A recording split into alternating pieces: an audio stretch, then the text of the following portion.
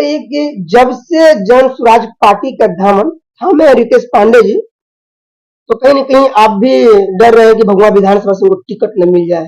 देखिए, पहली जन स्वराज के आने के बाद बिहार में ये महसूस हुआ कि हम बिहारी हैं। शांत किशोर जी ने अभी टिकट कन्फर्म नहीं किया। मान लेते हैं कि रितेश पांडे जी को भगवा विधानसभा से टिकट मिल ही जाता है, तो उनके साथ में समर्थन देखिए, अगर करेंगे। टिकट की बात डर नहीं है रितेश पांडे जी से? रितेश पांडे जी के आने से खुशी है कि डर का माहौल है, ये बताइए। रितेश पांडे जी के आने से और बता दें कि मैं टिकट के लिए या विधायक बनने के लिए नहीं आया हूँ। व्यवस्था बदहाल है, जहां हमारे बिहारियों को गाली सुनना पड़ता है, जहां रोजगार के लिए बाहर जाना पड़ता है। अगर यही नीतीश सरकार भगवा विधानसभा के वोटरों से क्या अपील करेंगे? भगवान विधानसभा के वोटरों से अपील करेंगे कि 2025 का जो चुनाव है बिहार के लिए ऐतिहासिक है। बिहार का सारे लोग बिहारी हैं, 13 करोड़ जनता बिहारी है, और जब बिहारी को महाराष्ट्र में गाली दिया जाता है, रोजगार की बदहाली है, बहुत सारे मुद्दों का गढ़ बन चुका है बिहार, राजद नहीं रह गई। ये तीनों पार्टियां जो रह गई हैं सिर्फ सत्ता सुख के लिए रह गई हैं। आप लोग क्यों भरोसा करें? हम कहने पर भरोसा मत करिए आप। हम कह रहे हैं कि आप सब पे भरोसा किए हैं, एक बार बदल के देखिए। भगवा विधानसभा के प्रत्याशी हैं जनेंद्र आर्या जी, खुलकर बोला। जब रितेश पांडे की बात कहा तो खुलकर नहीं बोला। बड़ी नमस्कार, आप देख रहे हैं गांव से शहर में हूँ आपके साथ कृष्णा कुमार केसरी। मेरे साथ बिहार के कैमूर जिले के भगवा विधानसभा के जन स्वराज पार्टी के प्रत्याशी जनेंद्र आर्या जी हैं। मैंने एक बार इंटरव्यू किया था, मैंने कड़े से कड़े सवाल भी किया था।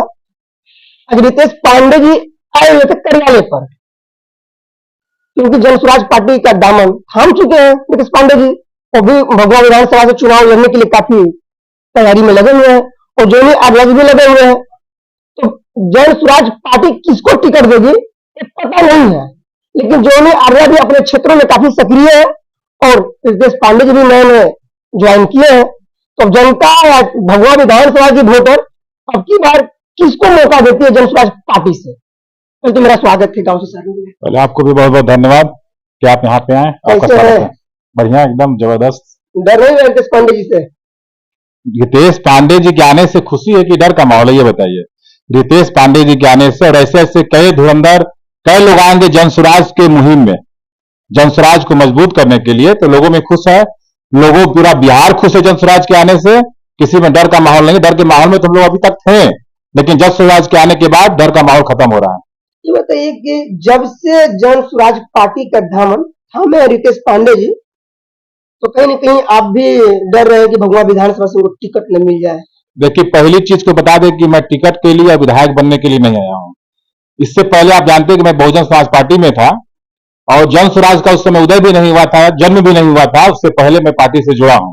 अगर विधायक बनना होता तो मैं जन स्वराज पार्टी को ज्वाइन नहीं करता, मैं बहुजन में ही रहता। और 2020 में मेरा बहुजन में टिकट फाइनल भी हो गया था, लेकिन ये भगवा विधानसभा का अलायंस में चला गया था, इसलिए मैं नहीं लड़ा। और 2025 में अगर मैं बहुजन समाज पार्टी में रहता तो मेरा टिकट फाइनल था और मैं बहुजन समाज पार्टी से चुनाव लड़ता। लेकिन मैं कहता हूं कि बहुजन समाज पार्टी हो, चाहे भारतीय जनता पार्टी हो, चाहे राजद हो, मैं तीनों पार्टियों के सिद्धांतों को सही मानता हूं, पहली चीज जान जाइएगा। लेकिन जब चुनाव आता है वो उस सिद्धांत को बिल्कुल दूर कर देते हैं, सिद्धांत पे नहीं चलते। कोई पार्टी की सिद्धांत चलती है, बहुजन समाज पार्टी कहती है कि हम दलितों के मसीहा हैं। कोई भी दलित समाज का कहीं भी अगर कुछ प्रताड़ना प्रताड़ित किया जाता है तो दलित का नेता क्या बहन जी आती हैं? ये कांसीराम साहब का बहुजन समाज पार्टी नहीं रह गया, ये बीजेपी वो नहीं रह गई, ये राजद नहीं रह गई। ये तीनों पार्टियां जो रह गई हैं सिर्फ सत्ता सुख के लिए रह गई हैं, और सत्ता सुख के लिए किसी भी नीति किसी भी सिद्धांत के साथ इनको जुड़ना पड़ेगा। ये जुड़ जाएंगे बिहार के सिद्धांत के लिए, बिहार के विकास सिद्धांत के लिए। इनकी नीति मर चुकी है। तो जिस पार्टी में जाएगा उस पार्टी का तो बड़कई करवे करता है। बड़कई नहीं कर रहे हैं। पहली बात की अगर बड़कई करना होता, विधायक बनना होता, जब हम जन स्वराज ज्वाइन किए थे भगवा में, तो लोग हंस रहे थे। जन स्वराज कर रही तो जन स्वराज अभी 2035 में आएगा, 10 साल लगेगा।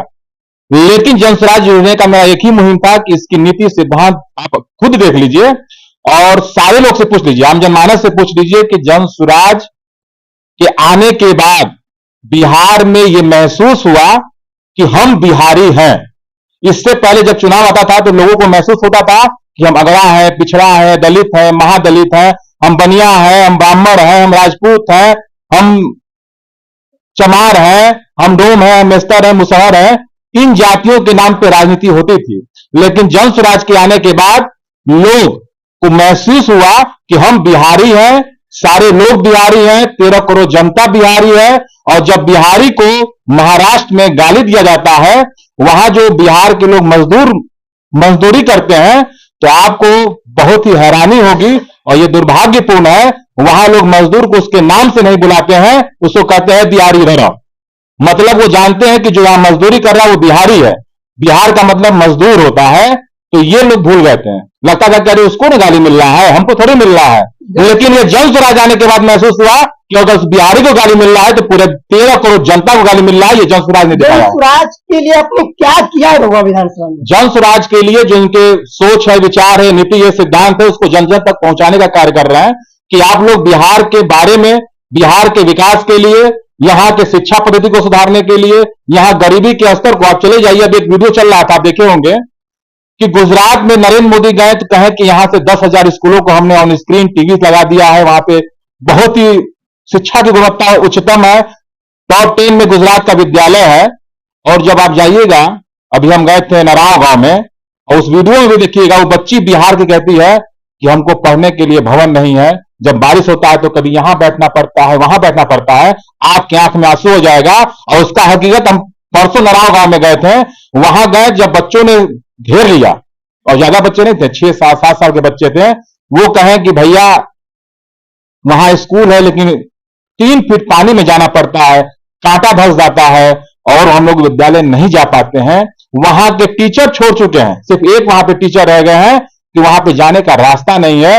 ये बिहार की शिक्षा की बदहाली को क्या कहिएगा, ये शिक्षा की बदहाली है, रोजगार की बदहाली है, बहुत सारे मुद्दों का गढ़ बन चुका है बिहार। इन मुद्दों को हटाने के लिए जन स्वराज आया है, और इस मुहिम में हम नहीं जुड़े हैं। यहां जितने युवा साथियों को देख रहे हैं, ये लोग अपने लिए नहीं जुड़े हैं, ये आने वाले भविष्य के लिए, बिहार के विकास के लिए, बिहार के उत्थान के लिए, और जो पाटलिपुत्रा का शिक्षा के नाम रहा है नालंदा विश्वविद्यालय, उसको पुनर्जीवित करने के लिए सारे लोग जुड़े हुए हैं। प्रशांत किशोर जी ने अभी टिकट कन्फर्म नहीं किया है। मान लेते हैं कि रितेश पांडे जी को भगवा विधानसभा से टिकट मिल ही जाता है, तो उनके साथ में समर्थन। देखिए, अगर टिकट की बात आप कह रहे हैं तो टिकट देने का भी प्रशांत किशोर जी ने एक बात बताया है कि जो भी इस पार्टी से जुड़ा है, जो भी हमारे पार्टी को चला रहा है, जो पार्टी से बनने से पहले इसके निर्माण में अपना सहयोग दिया है, हमारी प्राथमिकता वो होगी। और प्रशांत किशोर जी जब स्वराज पार्टी और किसी को भी टिकट देती है तो हम लोग उसका स्वागत करेंगे, इसमें कहीं दोहराव नहीं है। हम लोग चाहते हैं कि बिहार का शिक्षा सुधरे, बिहार का विकास हो, बिहार का टॉप 10 में नाम हो, हम सारे लोग इस मुहिम से जुड़े हैं। टिकट नहीं मिलेगा तो मलाल तो रहेगा ना। फिर आप टिकट, हम पहले कह दिए कि ना मैं टिकट लेने आया हूं और न विधायक बनने आया हूं। अगर विधायक बनना होता तो मैं जन स्वराज नहीं ज्वाइन करता। जब जन स्वराज आपको ज्वाइन किए थे, लोग हमको हंसते थे, एक व्यक्ति नहीं मिला कि उन्होंने कहा कि तुम पागल हो, तुम जन स्वराज क्यों ज्वाइन कर लिए, तुमको बहुजन में रहते, तुमको टिकट मिलता और तुम उसके विधायक बनते। हमने उससे कहा कि मुझे विधायक नहीं बनना है, मुझे जन स्वराज के जरिए इस बिहार के युवाओं को जगाना है, बिहार को नई दिशा देना है, इसके लिए मैं जन स्वराज से जुड़ा हूं। विधायक बनना न बनना ये अलग बात है, इस मुहिम को मैं छोड़ने वाला नहीं। कैमरे तो ऐसे बोल रहे हैं, हो सकता है मैं कैमरे में, आप खुद सोचिए तो कि जन स्वराज को जब जन्म से पहले हम ज्वाइन किए तो कोई मालूम था कि जन स्वराज का विस्तार पूरे बिहार में इतना भव्य हो जाएगा, लोग इसके दीवाने हो जाएंगे, लोग इसके लिए पीछे भाग रहे हैं। पहले लोग जन स्वराज के लोग खोजते थे कि आइए जन स्वराज में जुड़िए, आज लोग जन स्वराज को खोज रहे हैं कि हम जन स्वराज में जुड़ना चाहते हैं। ये बदलाव हुआ। क्या गारंटी है प्रशांत किशोर जी का कि जब 4-5 सीट निकल जाएगा तो फिर अन्य पार्टी में सम्मिलित हो जाए? ये तो किसी के माथा पे नहीं लिखा है, विश्वास तो करना पड़ेगा आपको कि अगर कोई पार्टी आई है या फिर आपको इसी पद्धति में जीना है, इसी पार्टियों में मर के जीना है, इसी बदनामी में जीना है, तो आपको जीने के लिए तैयार है। प्रशांत किशोर नहीं कह रहे कि हमको वोट दीजिए, आप प्रशांत किशोर कर रहे हैं कि हमको व्यवस्था परिवर्तन करना है। आप जिस व्यवस्था में जी रहे हैं उसके विकल्प के तौर पर जन स्वराज आया हुआ है। आप प्रशांत किशोर को किस चीज की कमी है? किसी की कमी है? सबसे टॉप के कॉलेज में उनकी पढ़ाई हुई है, सबसे टॉप के शहर में उनका आवास है, रहने की व्यवस्था है, खाने पीने की व्यवस्था है। उनको क्या जरूरत था कि गांव गांव ये कीचड़ में इस बरसात में घूमने का? आप कह रहे हैं कि जन स्वराज प्रशांत जी 4-5 लोग बदल जाएंगे। इसको बदलना होता उस तक कीचड़ में 3 साल से नंगे पांव कीचड़ में नहीं घूम रहा होता। आप लोग क्यों भरोसा करें? हम कहने पर भरोसा मत करिए आप। हम कह रहे हैं कि आप सब पे भरोसा किए हैं, एक बार बदल के देखिए। 5 साल बदल तो पड़ेगा ना। अगर आपको लगता है कि जदयू राजद सही है तो उसी को वोट दीजिए। हम कहां कह रहे कि हमको वोट दीजिए। आपको लगता है कि वही राजद का जहां पे अपराध चरम सीमा पे था, शिक्षा एकदम बदहाल था, चरवाहा विद्यालय खुलता था, अगर आपको लगता है कि वही जमाना सही था तो आप उसी को वोट दीजिए।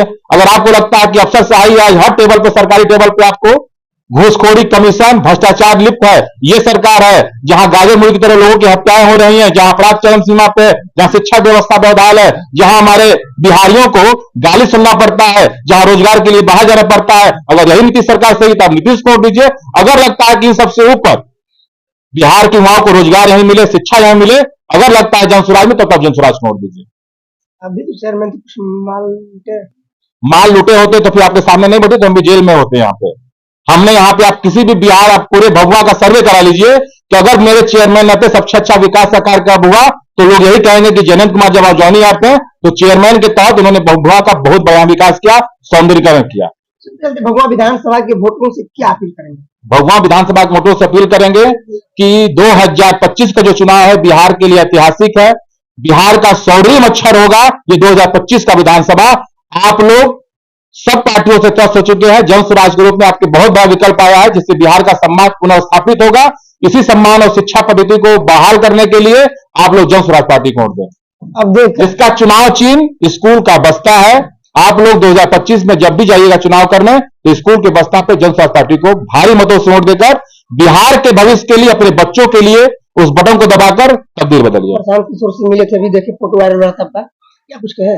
प्रशांत किशोर यही कहें कि आप लोग जिस मुहिम से जुड़े हैं तत्परता से जुड़िए, लोगों को जोड़िए कि बिहार बदलना चाहिए, बिहार में परिवर्तन होना चाहिए। इस मुहिम के साथ हम लोग जुड़े हैं और यही संदेश प्रशांत किशोर जी ने दिया है। भभुआ विधानसभा के प्रत्याशी हैं जनेंद्र आर्या जी, खुलकर बोला। जब रितेश पांडे की बात कहा तो खुलकर नहीं बोला। बड़ी बात है कि भाई ये भी प्रत्याशी है, ये भी प्रत्याशी है, तो मन में तो मलाल तो रह गए कि हम विधायक बन गए, हम विधायक बन गए। अब देखना है प्रशांत किशोर जी किसको टिकट देते हैं और भभुआ विधानसभा की वोटर जनता किसको सपोर्ट करती है। आप लोग जरूर कमेंट में बताइए कि अब की बार भभुआ विधानसभा से जन स्वराज पार्टी का प्रत्याशी कौन होगा, रितेश पांडे या जनेंद्र आर्या। मेरे साथ जुड़ने के लिए आप सभी दर्शकों को बहुत बहुत धन्यवाद।